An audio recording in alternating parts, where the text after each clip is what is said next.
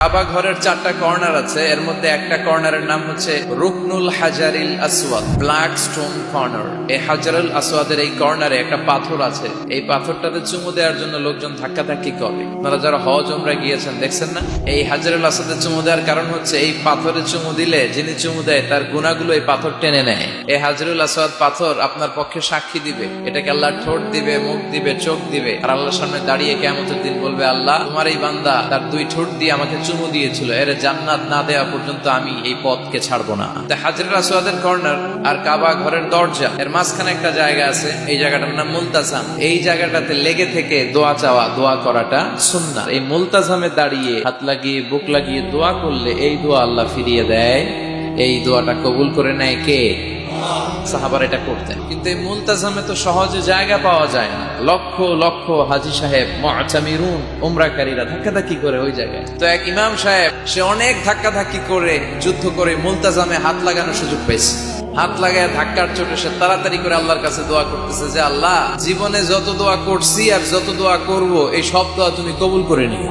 এই একটাই দোয়া। He work smart, say smartly কাজ করেছে। ইট ডাজন্ট ওয়ার্ক হার্ড, সে কষ্ট করে ওদিকে ধাক্কাধাক্কির মধ্যে, আল্লাহ আমার গাড়ি দাও, বাড়ি দাও, নারী দাও, এটা লাগবে ওটা লাগবে, আমার অসুস্থতা, আমার শাশুড়ি অসুস্থ, আমার আম্মা অসুস্থ, এরে ভালো করো, এরে সম্পদ দাও, এর দারিদ্রতা বিমোচন করো, এত কিছু এখানে করার সুযোগ নাই। ওইখানে ধাক্কাধাক্কি, ওখানে যুদ্ধ। এবার ওইখানে এই দোয়া যদি কবুল হয়ে যায়, এবার বাড়িতে এসে দোয়া শুরু। সুবহানাল্লাহ পড়েন।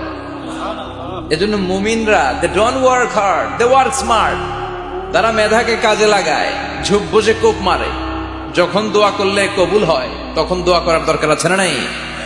আল্লাহ যদি আমাদের সবাইকে জান্নাতুল ফেরদাউস দেয়, ধাক্কাধাক্কি হবে।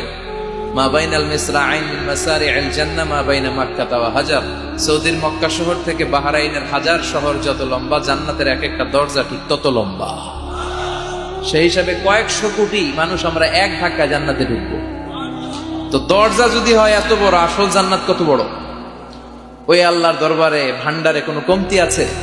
বিষ্ণু বলেন হাদিসে কুদসিতে আল্লাহ ফরমান, লাউ আন্না আউওয়ালাকুম ওয়া আখিরাকুম ওয়া ইনসাকুম ওয়া জিন্নাকুম কামু আলা সাঈদিন ওয়াহিদ। পৃথিবীর সব মানুষগুলো, সাইয়েদনা আদম থেকে শুরু করে up to the day of judgement, পৃথিবীর সবাই যদি আল্লাহর কাছে যার যা লাগে ফরিয়াদ করা শুরু করে দেয়, আল্লাহ দাও, এটা দাও, এটা দাও, আল্লাহ বলে আমি তোদের যা চাওয়া আছে সব যদি দিয়ে দেই, তারপরেও আমি আল্লাহর ধন ভান্ডারের 1 ইঞ্চিও কমবে না। তো এই জন্য সবসময় কার কাছে চাইতে হবে?